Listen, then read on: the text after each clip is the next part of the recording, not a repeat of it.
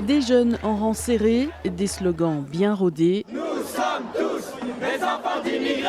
Il y avait comme un parfum post-21 avril hier dans les rues de Paris, Strasbourg ou encore Marseille. L'intensité en moins, 30 000 manifestants ce jeudi selon l'UNEF. Ils étaient 1 300 000 il y a 12 ans lorsque Jean-Marie Le Pen s'était hissé au second tour de la présidentielle. Je m'attendais à ce qu'il y ait plus de monde que ça et qu'il y ait plus de réactions que ça.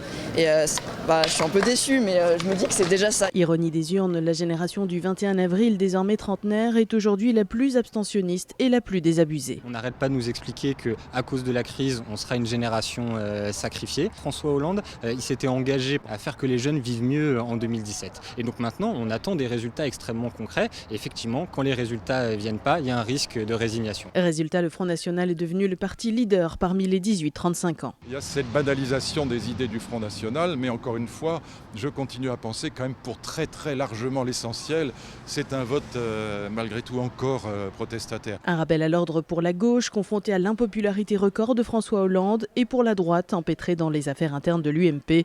Les partis de gouvernement sauront-ils renouer avec les Français? Prochain test à l'automne 2015 avec les élections régionales.